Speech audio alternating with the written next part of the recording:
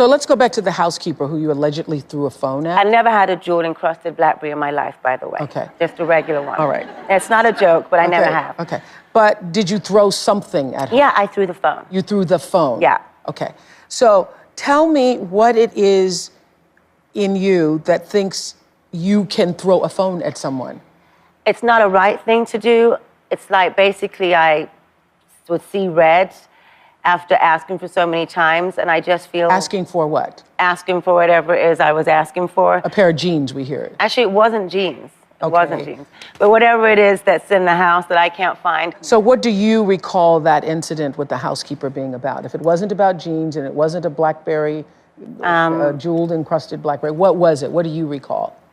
I don't remember what it was she said to me, and I just threw the phone. Okay. And something that I'm not ashamed, I am ashamed of everything I've ever done. I take responsibility for the things that I've done. And I do feel a great sense of shame. And okay, let me stop you right there, because one of the things that always bothers me personally, even with people that I work with, if they've done something wrong and they own it and they say, I take responsibility for it, what bothers me about that is, what does that really mean? well, basically, I know that I've done wrong. Okay. And once it's happened, what can I do? Okay. And what I'm trying to get to is, what I think everybody wants to understand is, in that moment, when you're feeling, I want my whatever Right. it is, and that person isn't responding the way you want them to respond, whether it's a cab driver or somebody on a plane or your own housekeeper, and you don't get immediately what you want. You said you see red. Yeah. And then what? And then I don't see. Then you don't see. Yeah. You just act. I act out. And then do you regret it later? Absolutely. Right after. Right after. And you think what? I feel remorseful. I feel ashamed. I feel for them. What have I done to them? I've hurt them. And is this only when you don't get what you want? No, because it's not just about not getting what I want. I've let them more into my life. It's like they're part of me. Yeah, but sometimes it's strangers. From other things we've heard, there have been strangers. Like when you were on the airline and then had to serve 200 hours of community service. Yeah. Yeah. Those weren't... No, I didn't know them. You didn't know those. Those No, were strangers. absolutely. Okay, that's what I'm saying. So do you think you have like an anger management I issue? must do. And I think it's also a fear issue because anger comes from fear. But why would you be afraid I of the think housekeeper? it's not afraid of them. I think when you feel, the fear comes for me after the fact, after the deed has been done, which is not. Or, let's just go there. Are you just, lots of times people call you a diva. And in our society now, diva is seen as a, good thing. She's a diva, But I don't think that's a good thing. I'm getting there. Yeah. Okay. So my question is, are you just a petulant diva who wants things her own way, and if you don't get things your own way, you feel you have the right to throw things? No. I think it comes from a deeper place than that with me. It comes from another type of emotional disorder because it's not just I don't get what I want, I throw.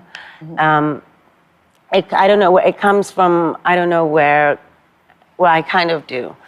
It comes from, I think, an abandonment issue, and it comes from also just trying to build up a family around me that's not my immediate family. And if I feel a mistrust, then I really just, all my cards go down.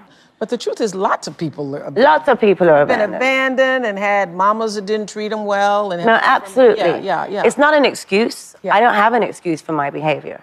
And I've said that before. I've taken that it's wrong, and Is that the person you want to be? Not at all. No, it's not the person I want to be.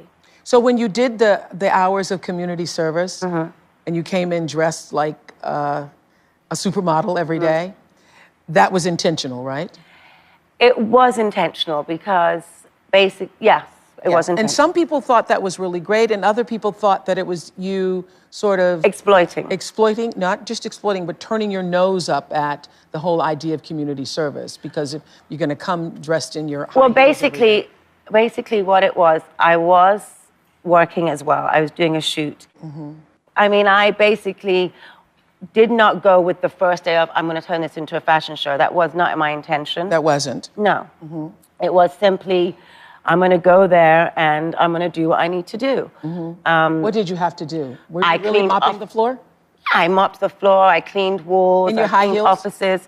No, in my boots. Okay. I had these, I don't know if you saw these workman boots. Yeah, they were the Azadine Alaya boots, weren't they? And there was Christian Louboutin too. Okay.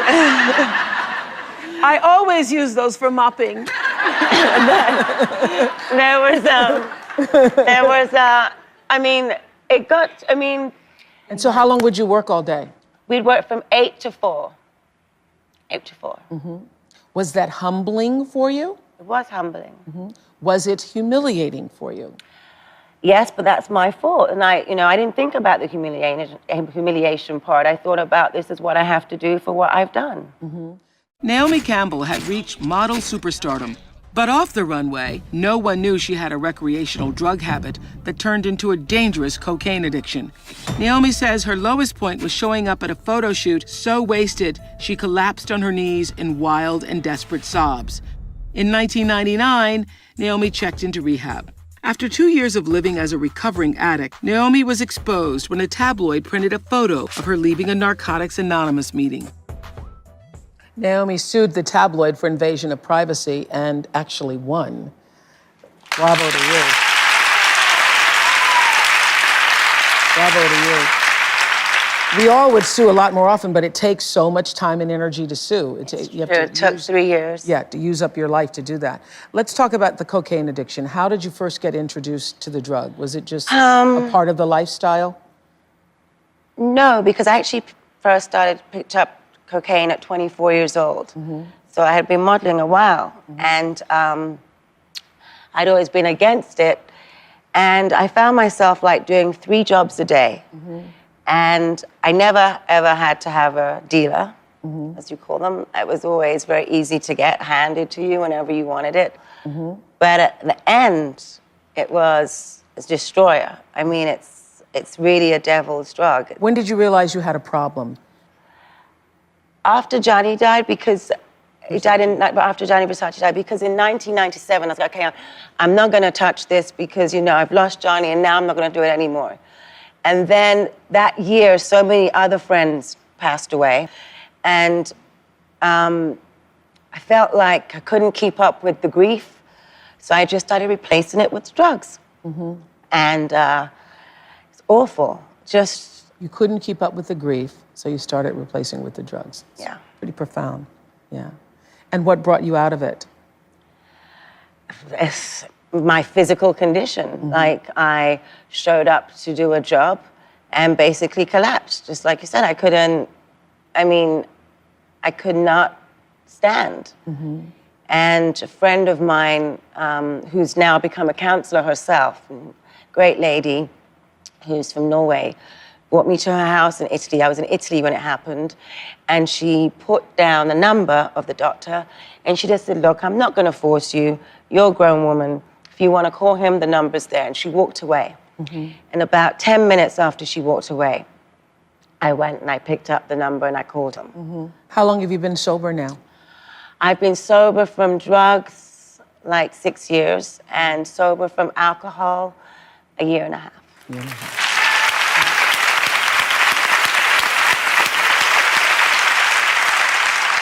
What happens when I went to rehab, they said you have to stop everything, drink and drugs. But I'm like, well, I'm not an alcoholic. I can drink. I don't have a problem with alcohol. But what does end up happening, and it truly does, is that when you don't surrender to both, you think you will pick up the alcohol. Even if you never drank before in your life, you stop the drugs, but then you'll pick up alcohol and drink that more than you ever did. Valerie Norris is Naomi's mother. Good genes in this family. Has it been hard over the years watching her struggle? It certainly has been very, very hard, but at the same time, just listening to her talking, and it's passed over my mind many, many times that she used the word abandonment. And it's fair to say that, yes, I do feel that I abandoned her. I was 19 when I had Naomi, and I was a single mom. father and mother. I wanted the best for my daughter, and I left Naomi to work to give her a better life, private education, and because she wanted to be in show business. And I just wanted the best for her. She was my princess. It was my only child I had until I had my son. And so, yes, you know, looking back on that, you know, you sort of realize that material possessions are not the only thing that a child needs, but sometimes that child needs its you know, biological, you know, mother. But back to this point, because so many mothers make this mistake, and certainly mothers, many of you here in this audience who have children, you want your child's life to be better than the life you had. You want to be able to give your child everything they want, and you lose sight of the fact that material things are not always the answer. Right. And that what every child really wants is you. Absolutely, What every child really so wants is Naomi, you. I'm really, really sorry. Let's get a Kleenex.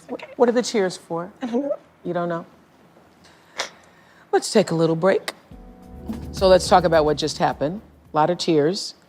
I would like to say, ladies and gentlemen, Naomi Campbell went into the ugly cry here on television. So the tears are what? I don't know, just my mom being here and her speaking and about, you know, of course, I understand the sacrifice she had to make.